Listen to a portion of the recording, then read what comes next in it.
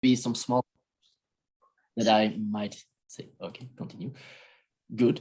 My approach as follows will be, I'm going to show slides. On the slides, I've prepared some topics. I will each time first say the theory, and sometimes, of course, already prepared a few examples with that. And then I'll go back to my papers to see if I can find something that refers to my notes, because of course, I don't know by heart who did what anymore. But that also gives you a moment to sort of reflect, hey, did I do this correctly? Yes or no? Probably, most likely, questions will come up during this session. And I think unless it's something that I'm saying you really don't understand and you need a clarification, ask me right away. But otherwise, maybe we'll foresee questions and answering at the end. So this way I can at least cover all the theory rather than maybe talk a lot about a part of it. Because I think it's good that at least you have the basics in many different important aspects. By the way, I also chose to really focus on and I think by now you should also be able to see my slides. Is that correct? Just double checking. Good. On basics that everybody should do whenever you're going to try to gain the attention, attract the attention, also keep the attention of an audience. I could give many, many more tips than what I'm doing, but sort of look at if you do the basics correctly, then you did already 80% of the work. The rest is really just standing out. But if you do that 80%, trust me, you are already standing out.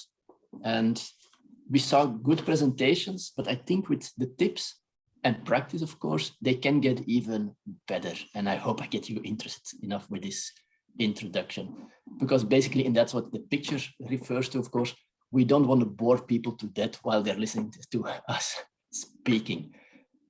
So, 1 second, this button is not working. Okay, good. The basics. First of all, whatever you're going to do, you really have to try to help your audience understand you. And to start off with, that first thing you have to pay attention to is the articulation and also the pace in which you talk.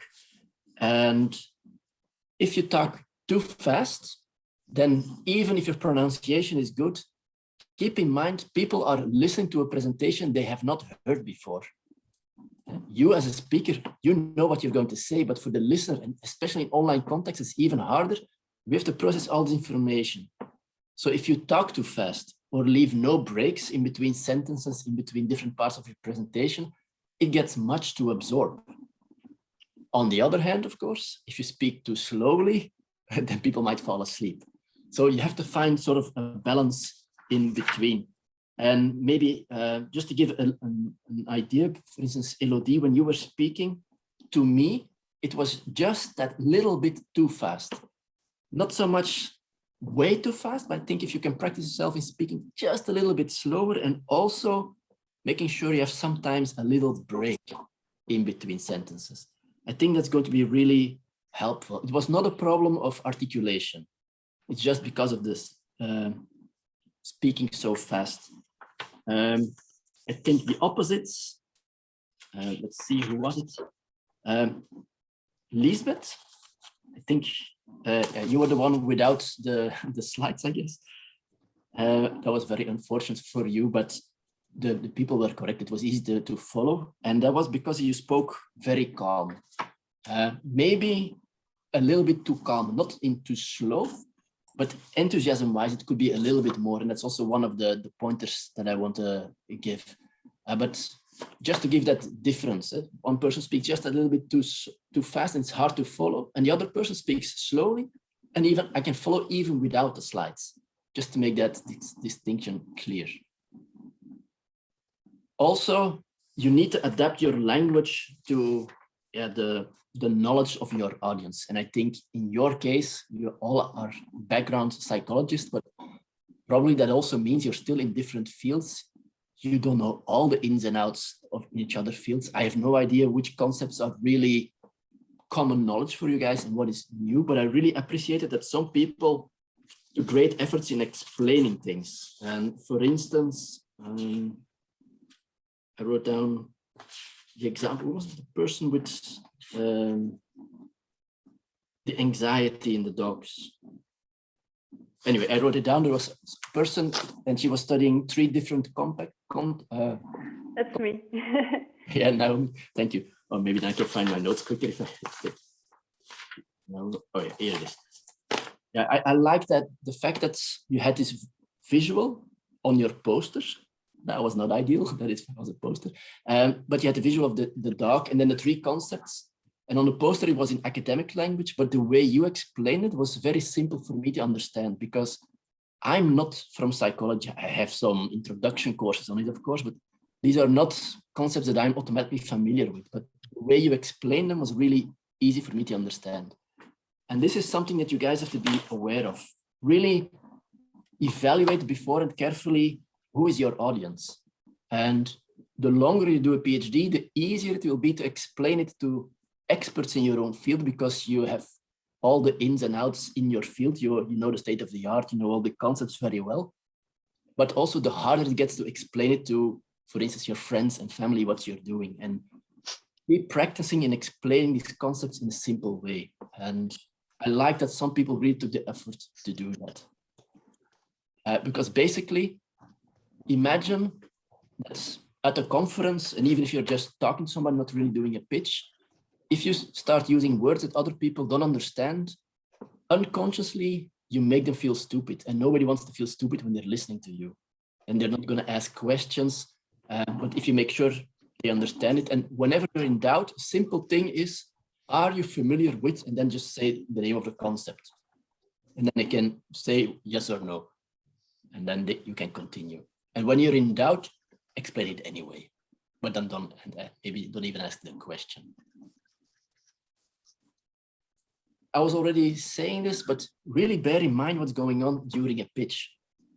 People are listening to you for the first time, hear this information, and it is really helpful whenever you say something, have a small break in between. So the people can process what's been said, put it away in their brain somewhere, and listen to new information. So it's not just about the tempo in which you speak, it's also breaks that you need. Other than that, repetition is something that also can help. For instance, somebody literally said towards the end, Lisbeth did that, when she was saying the conclusion, she already had said a few things, then suddenly she also said in other words, and then she repeated the message she wanted to say in different words, but repeating, and that's important. Try to be selective in what you say, and then if you can, repeat the most important things so that people can more easily remember this. To do that, beforehand, think about what do you want them to remember about this presentation. Because that's what you're going to repeat then, of course. Now, to be able to do that, and I took a visualization that hopefully makes everything clear right away, you have to really present your work in only 3 minutes time. And for instance, and for me, that was hard to evaluate, but it was one of the last speakers. It was the last speaker, Margot. For me, it was not entirely clear, probably because I'm not from psychology, also because I was taking notes, but to me, it sounded like you were presenting 3 different things that you are going to study. And it's better to select one idea, select one thing that you are studying or going to study and explain that thing in more detail. When you are talking about your work in a science pitch, you only have 3 minutes.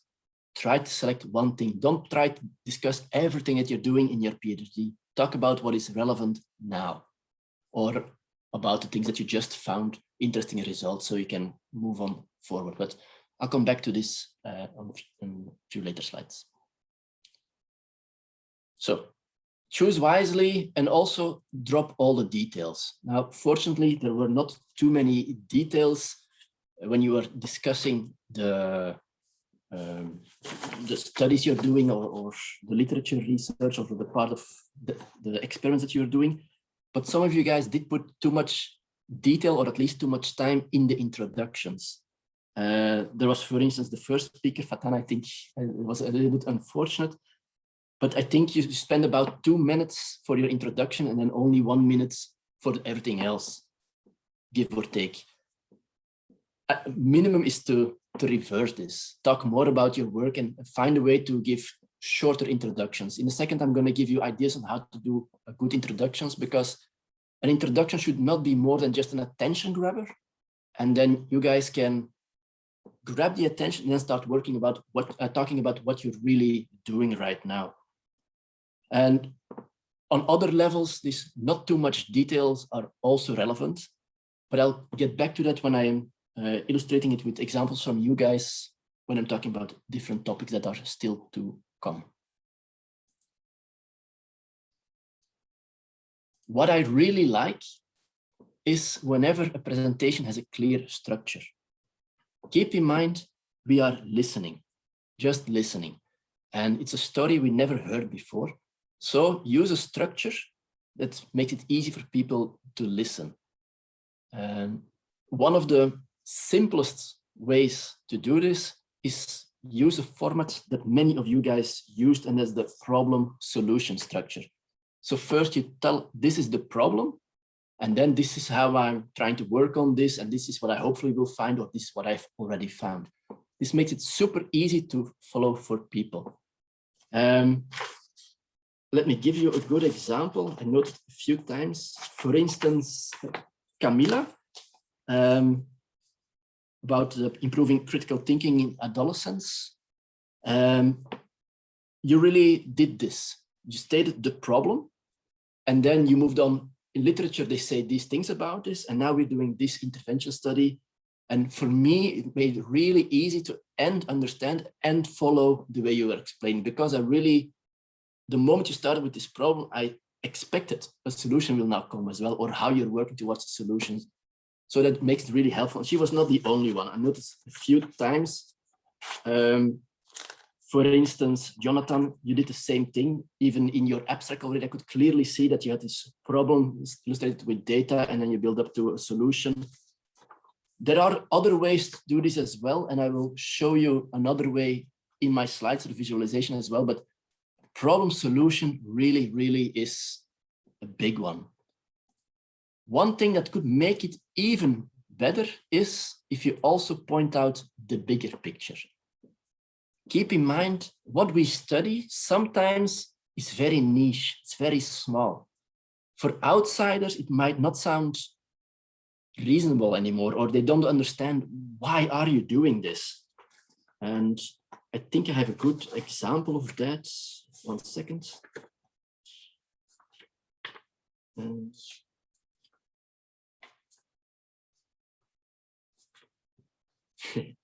so many examples here. Oh, which one was it? If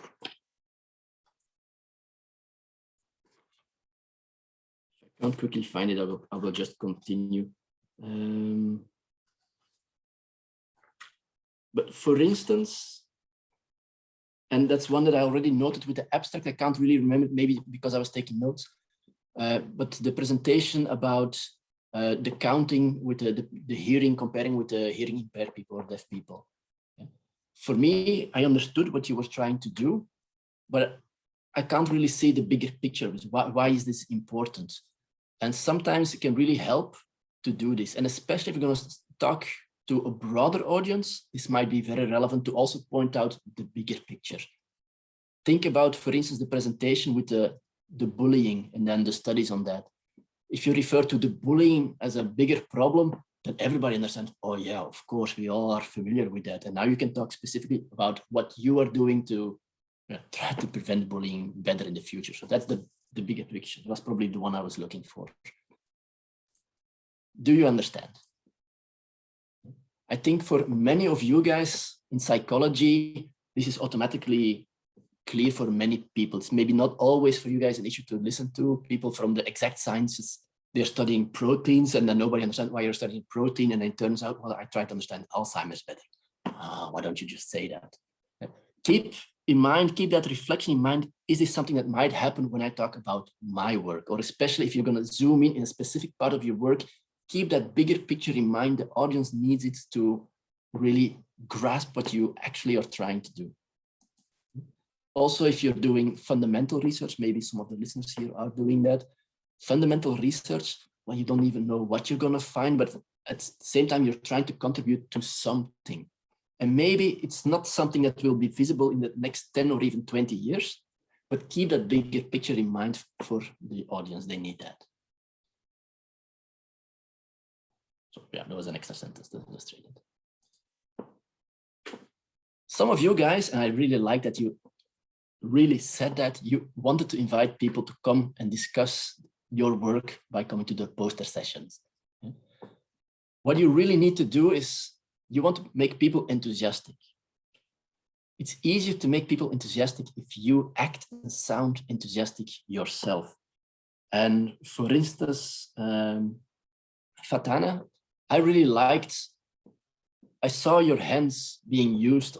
It's not easy in a digital platform because we're cut off here, and maybe some other people also use their hands, but then it was not visible. By the way, Fatana was not the only one who used hands, but I like that. Some people were really smiling. Some people, you always felt like, well, if we don't stop them, they're going to continue talking for another half an hour. And at the same time, oh, they sound so passionate about their work. That's what you need to convey. You need to sound passionate about your own work, because if you are not passionate about it, why would anyone else be? And show that passion through finding a good way to present this, of course, but also in your, especially your non-verbal communication. That's really powerful to pay attention to. It's probably one of the last things that you will practice. First, get everything in the presentation set, but don't forget to practice enthusiasm as well. And of course, some people are more introverted, other people are more extroverted. Be your own self in the way you are enthusiastic, but just make sure that an audience can see it.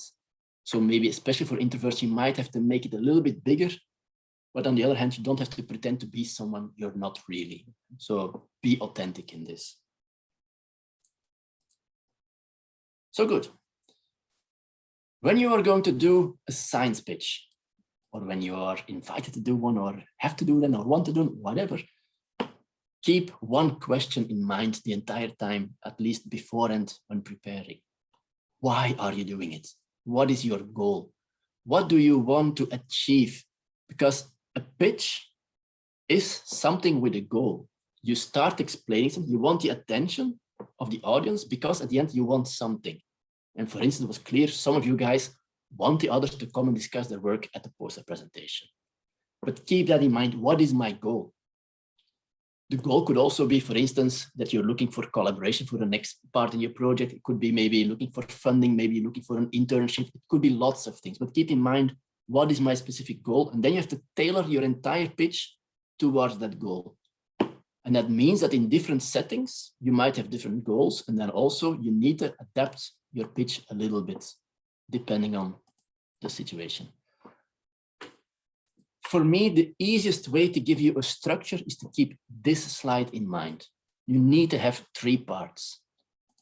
An introduction that really acts as an attention grabber, so that you make people listen, that they say, oh, wow, this is interesting. I want to hear more. And then, of course, try to keep that intention. And then the body of the presentation, which is usually the biggest part of the time you're going to talk, you present your idea and try to stick to one idea. Keep it simple. And then at the end, you work towards your ask. And for all these parts now, I'm going to give you tips to optimize each and every part so that you know, okay, my introduction was good, so I can just keep it, but maybe the second part or whatever. So hopefully this will be clear. And obviously we start with the attention grabbers. A good way to do this is, for instance, by showing a number on a slide.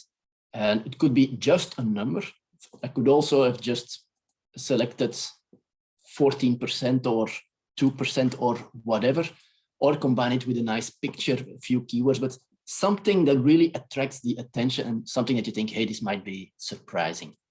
And I found it quite surprising that just at KULeuven alone, on average, every day, 2 PhDs are being defended. I thought, wow, that's actually a lot. Now, that number I'm going to use, or that given I'm going to use to create different kind of introductions to help you understand what else you could do.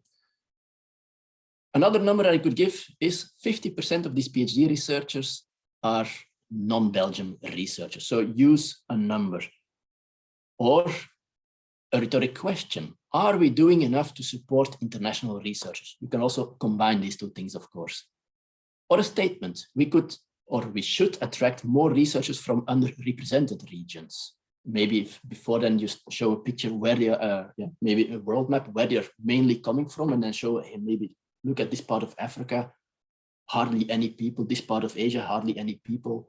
Why not more from there? Or a small but compelling story. Juliana, a researcher from Brazil, you can say it a little bit more detailed than I do it here. I try to keep my slides readable for you guys and at the same time put enough information on it so that you guys, because afterwards I don't mind sharing the slide with you guys, that you are sort of remembering, oh yeah, that was Joeri was talking about. So a short story, and by the way, somebody was starting with a story, and that was Fatana, the student in the language class. That was a small story that you could talk, maybe just a little bit shorter, but it was very good. I was really interested. I want to know how this ends. And what you also could do is start with the end. So really say what you want to work towards to. And for instance, in this case, it could be in the next 3 minutes, I'm going to help you understand why it is so important to keep attracting and training researchers from abroad. So these are different techniques that you could use. And if I just quickly go to the slides, for instance, there was this one with, let's see, this one.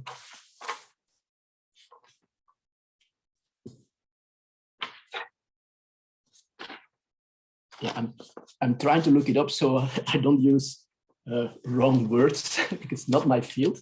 But for instance, Jonathan, he was talking about how there is less evaluation and more clinical judgment. Maybe I don't say it entirely correctly, but you guys know what I'm referring to. In his abstract, I really liked how he did it, but Jonathan, how you did it now in your oral presentation was a little bit, and I hope I don't offend you by saying it, but I compared it a little bit about how do people do presentation in secondary school. Today, I will present my work about, and then it's a very classical training, classical way to start this. Instead, you could have used that interesting number of only 15% of the cases. So use that 15% number to really start with and make it specific. For me, that was really, in your abstract alone, I was like, wow, so little, what has happened? So just use that specific number to really dig in deep. On top of that, not just grabbing attention, you're also winning time because each sentence that you can just bar out and not use is time that you use to explain your idea or to repeat something or to have a break in between or to find an extra example that supports it, maybe an extra slide or something. But make sure that all unnecessary sentences can be scrapped and then use this interesting number. For instance, also Charlie, the presentation about bullying, I would have liked, for instance, that Kiva project from Finland that you said. Maybe, probably you have some interesting data there. For instance, before and after number. And then since you bring it up, that is good, then probably it was an impressive result. And then that fascinating sentence, and actually have no idea why that is. That would really grab my attention. Not so much the number, but then saying, and we have no idea how that comes. And then you can really just start talking about your work. That would have been great. So that's a suggestion that you could use in the future. Manon, you made me realize that actually quite a lot of you guys were using or developing, building an introduction, the way you do that in the introduction of a paper. You start explaining the bigger scope, the bigger problem, what's already known, and then you sort of narrow it down to what you are going to do. And then I realized, yes, that's what you do in a paper, but not in a 3-minute pitch. If it helps you to prepare this way, okay, write it down everything till you are there on your part, and then remove everything on top again. Start immediately what you are going to do. Maybe find a compelling story or a compelling data number or anything, or a triggering question that introduces it, but start right away with your work and don't expand to everything around. In other conversations, this might be interesting to do that.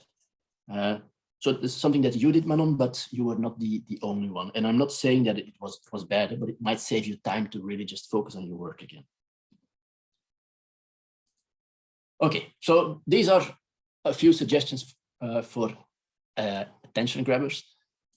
Next, then, of course, what you really need to do is define the problem, the phenomenon that connects your research to the world. Meaning, link your work, the theory that you're doing, to real life problems. Now, for most of you guys, it was quite clear and you guys did it. It's a little bit similar to what I was saying, see the bigger picture. And I didn't really comment on that in a negative way, or I didn't take lots of negative notes in that way. On the other hand, not also extremely good in the opposite way. I think for most of you guys, if you are able to focus more on that one idea, then you can expand it a little bit more and bring in, for instance, this kind of information just a little bit more so it stands out more. I think that was mainly the problem. Well, how you could do this is you link to recent articles, you link to newspapers. And for instance, maybe one last example. I think the one about critical thinking, who was that again? I think it's me, Camila. Yes, indeed. You had that good structure, as I said before. But for instance, when I read your abstracts, one of the first things I want to know is why are you studying something? And you have your why way at the end. Whereas if you want to really attract the attention of people, put it in the beginning, also in an abstract. But in your presentation, you started doing that. Except I think it was a little bit long and could be more specific right away. And for instance, while I was just reading this abstract this morning, I suddenly realized, I think just the other day, somewhere this week in one of the Belgian newspapers, there was some research that said that young people are, actually you were saying a similar thing, that young people are more likely to believe fake news, but also now with all the COVID things, they are less likely to be wanting to be vaccinated because they are anti-vaxxers or they believe all this fake news. This is a very relevant thing, and it could really connect your research to the world. Because if, for instance, you could show that, let's say 50% of the youngsters doesn't want to be vaccinated, that's a big problem. And then you can link it to the fake news and the critical thinking. And then you have compelling real life number that will work for many people, also outside the people in your exact field. This is why I say link it to also sometimes newspapers, not only literature, because people like me, I didn't read your literature. I read the newspaper and see if you can find a link in there, preferably recent newspapers, of course. Anyway, also try to create some sense of urgency, meaning make it sound important that you do your research well, that you get this breakthrough. And for instance, if you link it to the example I just gave, the critical thinking, and it would help to take down the impact of fake news, it would improve the amount of people that would be vaccinated, these kind of things, that you can link it to something that creates a sense of urgency. Okay, so we grabbed the attention, and now, of course, and how much more time do I actually have? Oh, about almost half an hour, 25 minutes. That's correct, you? Good. The body, the idea. Really try to see it as literally as possible. One idea only. And this is going to be tough for most of you guys, because unless maybe you're at the very, very, very beginning of your research, then maybe it's going to be an exception. But I have not heard of many researchers who in their work can focus on one project at a time. True or not? Most of you guys are working on different projects at the same time. So you have multiple ideas in your head, and still you have to select one thing in the pitch. Could be one concept, one question that you're studying, but really find something. And probably, I don't remember, probably I didn't write it down, but I realized this while one of you guys was doing a presentation, and I said, well, maybe this person should have selected not based on what they are studying, but based on what they already have interesting results for.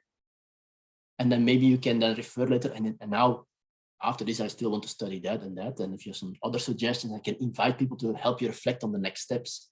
This could be the ask as well. But really try to find what is that one thing that I want to talk about.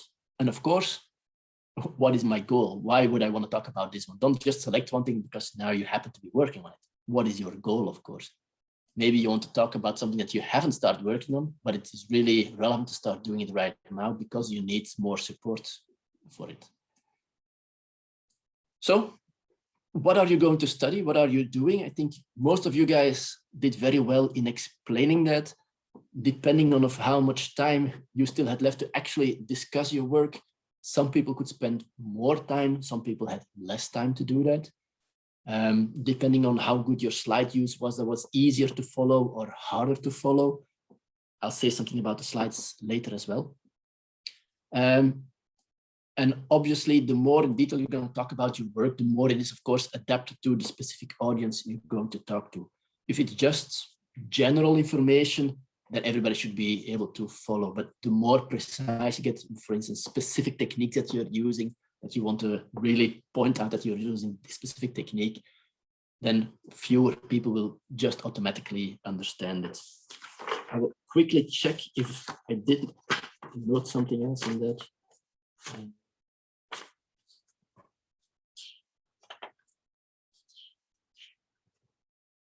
Yeah, for instance, I did like, for instance, Charlie, or did I already say that? Maybe I already said it, but I'm going to repeat it because it's important.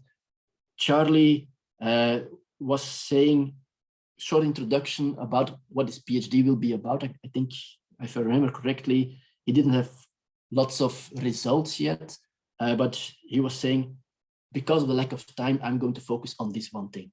Was that correct? That was you, Charlie? Okay. I like that, except you don't have to say that. Because there was a few sentences of introduction and that's wasted time. Just jump to the thing that you want to present. But I did like that you were selective. That was a good thing, and that's what I wanted to point out. When you are presenting it, always remember, even if you're talking to other experts in your field, since you are talking about your own work, means you know more than the others do. So you have to not just simplify it, you also have to narrow down the information. And maybe already a quick glance to some of the graphs that we saw on the slides. Some of them were very rich in information. I'll say something more about it later, but just as an illustration, some graphs were very simple, just 2 dots in a line in between, you could see it go up. I see it, I understand it. But if I see a graph with lots of data, and especially for instance, also these people who showed the posters, whoa, that's a lot of information. That takes time to process. But also in your words and how you explain things, don't overdo it. Drop the details, which is hard for you guys to do because you guys are trained to focus on details in your work. But in a science pitch, you don't have time for details. For most of you guys, keep that in mind. One of the goals, most common goals that you want is you want to invite people to discuss your work. Okay? In that discussion, that's where you can discuss details more. But now you want to show your enthusiasm, your passion about your work and what you're finding so far, so you get people interested in your work, and then they can ask questions, or then maybe you can exchange or show them your work. You send them the paper via email, and they can read all the details, as many as they want, and ask even more questions. But drop the details, number one, for understanding. Number two, it's a time saver as well. You'll end up with having more time. And then the repetition part, I think I already said that a few times, and I just wanted to illustrate this in a fun way as well. I have said these things a few times already. For me, these are key messages. So that's why I'm also consciously repeating it a few times, because even though this is just a 1-hour presentation, you will not remember everything. That's impossible. So whatever I think is most important, I'm going to repeat it a few times so that this can sink in deeper, and then at least you guys do that. And so far, I think the things that I've repeated the most is that one idea, not too much information. And the other one, a repetition. You don't have to repeat things as often as I do. I'm not giving a science pitch now. I'm giving a presentation. I'm actually teaching, and teaching is different than just a science pitch. I want you to remember things more. I want you to build up knowledge, not just a feeling. Now, how do you make people more enthusiastic? Get them involved. It's not only about the gestures and the nice smile and the enthusiasm. It's also making sure that you come across as someone credible. They want to believe that what you are doing is really good. So whenever you're describing your goals, make sure they are realistic. Talk about your projects in a realistic way. Don't pretend that it's possible to write 3 publications in the rest of this year. That's not at all possible for you guys. Don't pretend. I know that some guys sometimes or often, whenever you do, for instance, an FWO presentation, that's different. Then you say sometimes more than is really possible to make sure that you sound wow. But don't do this on conferences. Really talk about realistic. Otherwise, people will say, I'm not going to collaborate with this person because this person is still dreaming, and maybe then we end up not doing this project, or I end up having to do everything on my own. And so do that. Refer possibly to things you have done already to establish some kind of credibility. And it could be previous work, but don't go way too far from your own idea. It could also just be in what you're all doing already. So, and many people were doing that. For instance, almost everybody that presented their work was really saying how the methodology worked. And you really establish a little, hey, this is serious. I know how I'm studying this. So that really contributes. At the same time, it is also future-oriented science pitch. You're not done yet. You're still studying. So say what you want more. What else do you want to do? But also, since there's probably going to be an ask, what could you use more? What kind of support do you need? Is it just more time? Or could you use collaboration with somebody? Access to a specific lab? Participants, volunteers, could be anything, funding, maybe advice. So know what it is that you need, and because if you make it more explicit, if you know what you need, the ask in the next part is also going to be easier to do. At the same time, of course, be realistic on what you need. Okay. Basically, I found this picture and absolutely liked it. These 3 keywords sort of summarize what you are going to try to do. First of all, you need people to get to listen to you. You use the attention grabber to get them to listen. And then, of course, they keep listening because you are well prepared. You know what you're talking about, not too much details, one idea, the passion shows off, everything you're doing well. But of course, while you're presenting, they're also learning. They're learning about your work. They get new information. And that's, of course, critical. And that combination that you want to keep listening and that they are learning will make them love your presentation. And if you get them to that point, the ask is going to be easy. And that's then, of course, obviously what we're going to next. Maybe before I do that, I'm going to double check if there were things that I've missed in the examples. Maybe could help. I see that we have a little bit more time.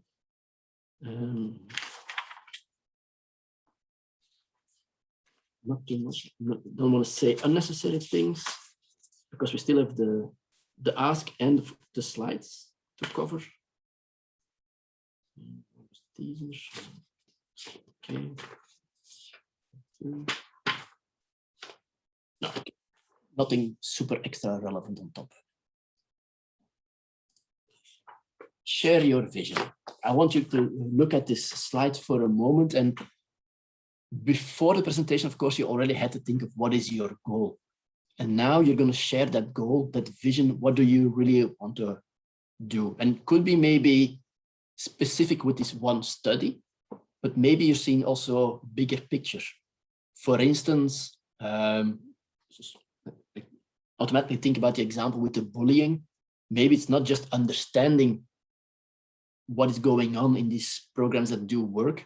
Maybe you just also want to make a layout for new programs to be developed so they are super effective. And then maybe you also see a career in that later on, where you can inform the government, or where you can, as a teacher or some kind of role in that. Maybe that's your vision, what you're working towards. So know what your vision is, and then also share it. And of course, attach it, link it to the ask that you're building up to. Make saying yes easy. And yes, of course, for the other people. You ask the question, then they're going to say, yes, obviously, I want that.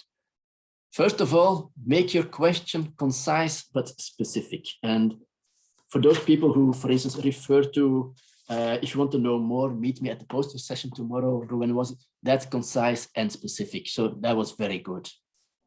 Also make it actionable. For instance, you refer to the poster. Some people also said the alternative, contact me via this email. Who was it at the end? The email.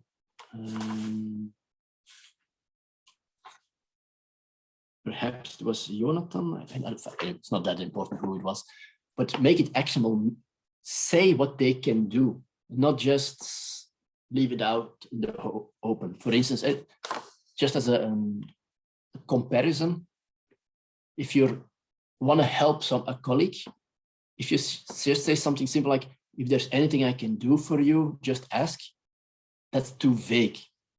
If you, for instance, say, hey, I see you're working on the analytic part here. If I can help you with this specific thing, hey, feel free to ask. It's much easier. Make your ask also this actionable and this specific. And try to think in terms of win-win. You guys who refer to the poster, if you want to know more, that's the win for them. If you want to know more, well, do this. Contact me, come to my poster. And at this stage, I think for most people, this was more relevant, is you want to exchange with people, and the return is, well, you learn more about my work and I can maybe ask more questions. But really just see what, if for instance, cooperation is the thing, and then maybe you're doing the pitch to someone specific or specific audience, then see what could be their win if I want collaboration with them. And obviously, one thing that works for most researchers is the promise of another publication. For many people, that's an interesting win. So that could be already enough. You don't have to make it super creative what the win could be. Just keep in mind, and this is really important, target the right people for your question. Make sure you ask the right thing. Of course, sometimes, and especially at conferences, and if you don't know everyone yet, maybe you don't know who to ask. But then you can use this presentation and at the end say, well, I'm looking for people who could help me with them. Do you know someone? And can you refer me to, could you possibly, if you know them, introduce me to them? And then you use whoever you meet as a possible contact person or a referring person. And then you ask the correct question to this person, and then they can refer to you.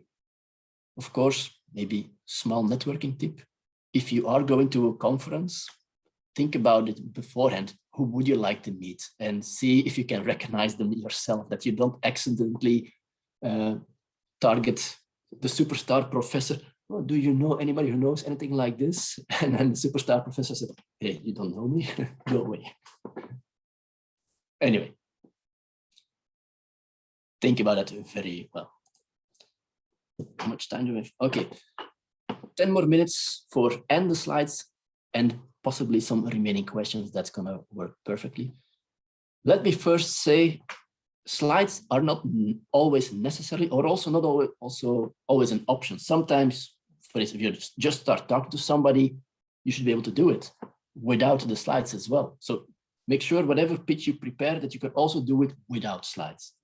Or if technology-wise something goes wrong, as one of the participants he had, unfortunately, that you can still do it without the slides. So that was well done. What you really shouldn't do is confuse different communication mediums. I saw some people here using a poster, and to be honest, that's just really distracting. I can do only one thing at a time. I can listen to one message at the same time, and on your poster, everything is there. So I'm looking around, and each time I look at the poster, I forget what you are saying. And For instance, Camilla, you did that, but I think also Naomi, you also did that. And for instance, Naomi, I just noted it down. While you're doing a presentation, I really had to look away from your slides to stay focused on what you were saying. That's how distracting it is, because if I start looking at your poster, and it was a nice looking poster, I cannot listen to you anymore. Okay. Urgent question, Camilla, or can it wait? Well, it's linked to this topic, so maybe it's a good moment to address it, Joeri. So thank you very much for your very interesting feedback that will allow us to ameliorate and improve our performance for next time. But yes, actually, I was kind of, I didn't know how to do this because it's very short, and I think maybe it would be better to don't have any kind of support. Since it's so short, I feel like, what do you recommend? That's my question. Yeah, but I have a few more slides coming up, Camilla. Few slides, like 3 slides or something like that. Like no, I have a few slides with tips coming. Okay. I was not done yet. Okay, no, I'm sorry. So maybe wait until after my slides, and then if something is still left. I was just saying this because I did not expect people would show a poster, but then they didn't, so now I commented on that. Basically, keep in mind, the slides, they are for your audience, and notes, they are for you. So that means you have to limit the amount of information that you put on the slides. And whatever information you put on the slides should help your audience understand what you're saying. And I know that especially in early stages, when you're doing a presentation, that you might have the tendency to put on lots of words, lots of information, because it's still new to you and you want to remember this.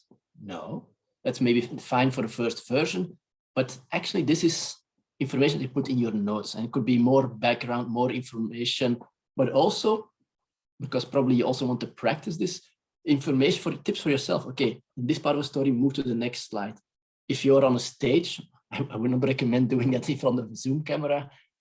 When you have to start moving around, but maybe small gestures, a break. So you ask a question, let people think for a second, even if they don't really have to respond. Just a 2-second break, write that down, 2-second break. So you can practice these things and test them if you want as well. And then, of course, these notes, you don't use them afterwards anymore. On the other hand, you also have to be a little bit careful with the notes. Alice, for instance, you were very well prepared, and maybe a little bit too well prepared. I think either you could see your text, or at least it sounded like you had written the text that you had studied and then you were saying it. Is that correct? I was maybe a little bit too much prepared. Yes, I know now my text. And people can hear that. And there's a very simple reason. Written language and oral language is not the same thing. So when you are preparing things, try to work with bullet points. Maybe a specific sentence that you want to use to start off, maybe write down the entire sentence, but don't write out an entire pitch, because then you're going to learn language, written language. You're going to practice written language, and it just sounds a little bit weird sometimes. And then it also sounds not as attractive. So really pay attention that you don't write out too much beforehand, at least not in what you want to actually say. Now, what are you going to do? First of all, make sure that slides are easy to follow. And that means don't put too much information on one slide. Maximum 6 lines per slide is a good guideline, so not more. And also, the way I'm doing it right now, speak in the same order. So don't say something on the second bullet and then actually the first bullet is shown. No, say what you're saying and also show what you're saying. And that was, of course, the biggest problem to people who showed their poster. You could see everything at once. For those of you who are using slides, that was less of an issue because you guys were showing it part by part. And depending on how much ideas you put on one slide, you can show them all at once or separately. But if there are different ideas, maybe you also want to spread them over different slides. To make sure that slides look a little bit attractive, keep some variation in rhythm in how they look. And for instance, on the right, I took some screenshots of my own slides that I prepared. So a slide with a different color background, only simple quote, a typical slide, no picture, just a few lines of text, a picture with one sentence. If you can bring some variation in this, it keeps the people attracted, interested in what's going to be the next slide. Or will it be a nice picture? You're not consciously asking these things, but unconsciously. And at the same time, somehow, if it looks more appealing, you can also keep the attention better. And then a normal, regular slide in between is helpful. When you're compiling your slides, make sure that you use what is called the vertical logic principle. And simply put, that means that, first of all, you try to find a good title, and that title has the takeaway message in it. I'll make it more clear in a second with illustrations from you guys. Secondly, the text that you put underneath it should support the title and the graph or the picture that you are using. And of course, the graph and the picture should also support the text and the title. So these things should support each other. And a big no is don't use complex or even unrelated material just because you spend lots of time on it. And this is a common mistake for researchers. You want to show all your work. And some of these illustrations, detailed illustrations, are very relevant in a publication, but not in a science pitch. And for instance, for some people, some simple examples that I really liked. For instance, I'm going to start with Manon. You had this one slide where you had a picture intervention picture, so that you could really see before the intervention, after, and then a little bit text. That was, for me, visually appealing. It was also logical, and on the sides, the text was giving just a little bit more detail about the intervention. So I really liked it as a simple illustration, but also to use you as the same person. You also had a graph with lots of details. You had these horizontal lines, remember? That was a lot of detail for me to process. It's better to be selective about what you want to show. Let's see, Margot. Absolutely, maybe it was my favorite slide of everything that I saw today. You had this slide that explains how numeric development happens. And then you had this big arrow, and on top of that was a picture of a baby, a picture of a child, and a picture of a grown-up woman. And then this illustration of a few dots, and then fingers showing it, and then a number, the number 7 or something. It was not too much information on one slide. At the same time, you managed to make a somewhat complex, abstract information visual. So that's really very supportive for your explanation. It was attractive to look at. Jonathan, you were talking about the barriers for evidence-based evaluation. Let me use that as an example. There was this one slide. The title was EBA barriers. And below that was then a graph showing the different barriers, I think, at different levels. But then next to that, you had in text 4 times less in 60 years. If I weren't listening to what you were saying at all, this would sound like you found great results. Saying, whoa, 4 times less in 60 years means we're doing much better now. But basically, the graph that you showed referred to something else than the text next to it. You referred that 4 times less, these evaluations are being used. And then the reasons why you're not using this is a different thing. And since the title was not the takeaway message, or the title that was really explaining what was in the graph, I could not on visual only see what needed to happen. So this was a typical example of a slide that can be improved to be more powerful. The graph itself, I think, was still quite okayish in terms of not too detailed, provided that the text and the title above it would be clear. Alice, I also really liked this one specific slide, and you build it up part by part with the red heart in between, and then you had two pictures with an arrows and a little bit text below. I don't remember what the text was or what it was about, but I liked that slide. It was really built up in parts. It made sense. It was a visualization. That was a nice slide. It really kept my attention while you were doing this. Okay. Yeah, this was mostly what I want to say. I think we're also almost, we're actually already out of time. But this is my last slide.